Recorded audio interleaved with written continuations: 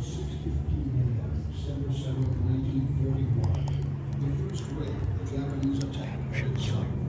50 minutes later, the second wave, 167 more pilots joined strike.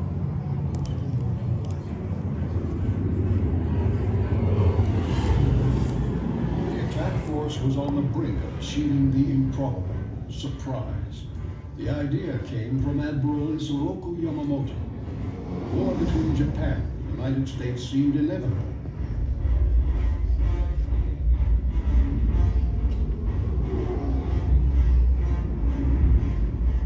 But Japan had little chance of winning unless the U.S. fleet in Hawaii could be destroyed.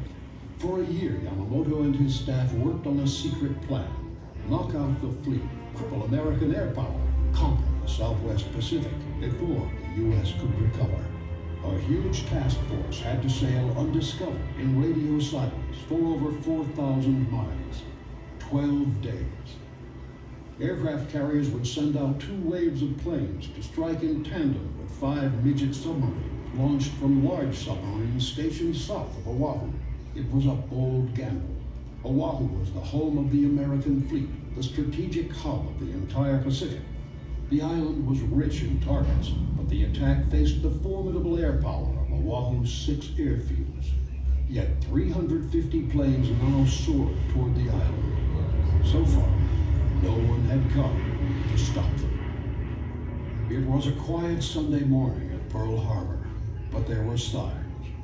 Warnings had come from Washington. War with Japan was imminent. Many expected a Japanese attack, but not here, not on Oahu. Early that morning, the American destroyer Ward spotted a partially submerged craft outside the harbor. It was one of the midget submarines. The Ward fired twice, then upon passing, dropped a barrage of 4 depth charges. A few minutes later, 7:02 a.m., 2 privates at the Opana radar station saw a bright spike rise on the screen. The sighting was the biggest that they had ever seen. But a lieutenant told them not to worry. Some B-17 bombers were due in from the U.S. mainland. That was probably all it was. Not far away, Commander Mitsuo Fuchida, leading the first wave of 183 planes, knew he was close to Oahu, but clouds blocked his view. Then suddenly, there it was. Blue water, white surf, an island like a green jewel. Minutes later, Fuchida spotted it through his binoculars. Over 185 vessels, a row of battleships tethered in pairs. It was 7:53. Fuchida's radio man transmitted a coded telegraph message. Tora, Tora, Tora. It meant complete surprise achieved. Air bases first. The Japanese plan was meticulous and systematic. Crush American air power before it can get off the ground. Strike the American fighter planes first to gain control of the air. Then hit the long-range patrol planes and bombers so the Japanese task force at sea could not be located and attacked.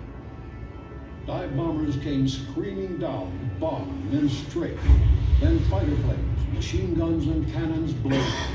Neat rows of American planes burst into flame. The attack struck air bases at Wheeler Field, then Kaneohe Bay, Pearl Harbor, Hickam Field, Etna, and later Bellows. The placid Sunday was a sudden inferno. At 7:58, a radio operator at Pearl Harbor flashed out the message in plain English. Air raid, Pearl Harbor. This is no drill. Too late. The Japanese had command of the air. In 15 devastating minutes, they'd crippled American air power in Hawaii.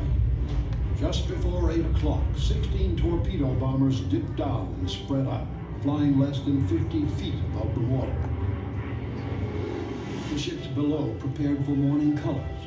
Military bands prepared to play the Star-Spangled Banner. A sailor looked up and wondered why the Army was holding a drill on a Sunday. But it was no drill. Torpedoes dropped into the water at close range and churned toward the ships.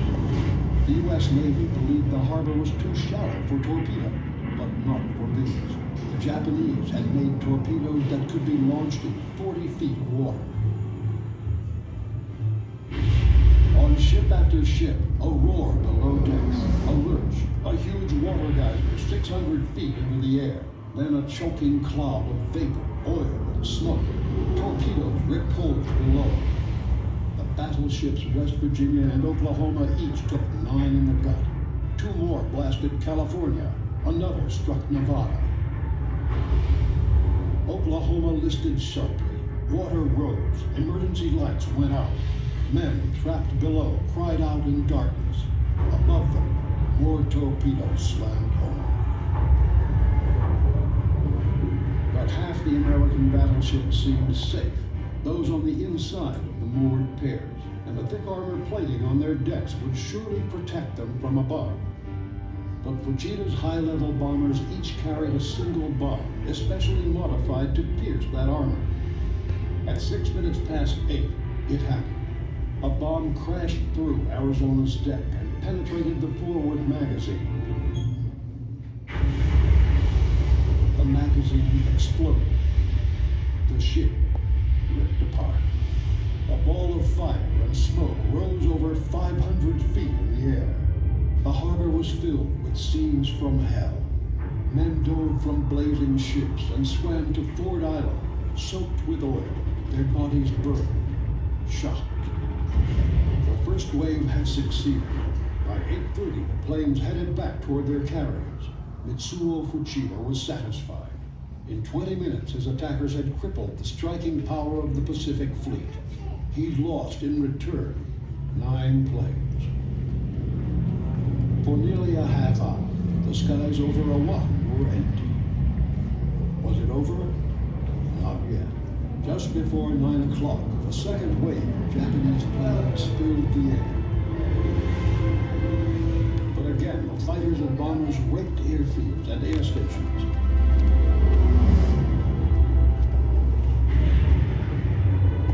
Bombs exploded on the ships at Pearl Harbor.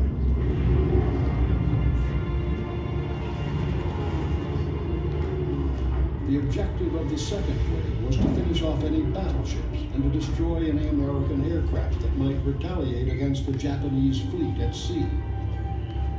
In the first wave, there had been little time to fight back, but this time, despite their losses, the Americans were ready. Machine guns chattered from the ground. Anti-aircraft fire pocked the sky. A few American pilots got fighter planes into the air. The dogfights began. 20 attacking planes fell from the sky. The battleship Nevada tried to escape by sailing to sea. 23 dive bombers swarmed to attack her. After 5 direct hits, the badly damaged ship was purposefully run aground to keep the entrance channel to the harbor clear. Fires ignited by a direct hit on the destroyer Shaw detonated the forward magazine, ripping her bow completely off. Finally, the planes wheeled and flew away. It was almost 10 a.m. After 2 short and very long hours, it was over. 21 American vessels were sunk and seriously damaged. 188 planes destroyed. By nightfall, 1,158 Americans were wounded, and 2,390 people were dead. 49 civilians, too, died that day, most from friendly fire. The Japanese lost just 29 planes, 5 midget submarines, and 64 men. Their improbable surprise had worked. With one hitch. No American aircraft carriers had been in port. Pearl Harbor was not a knockout blow, but the bold Japanese attack had changed warfare forever. Naval air power, not battleships, would dominate the conflict to come. The next day, President Franklin D. Roosevelt addressed Congress. December 7th, 1941, a date which will live in infamy. As he spoke, the Arizona still burned. Desperate rescue workers still struggled to cut through to crew members trapped in the capsized Oklahoma. The last survivor was pulled out that same afternoon. 500 miles away, the Japanese task force was steaming home through a heavy mist. The cruise was strangely quiet. The Pacific War had begun.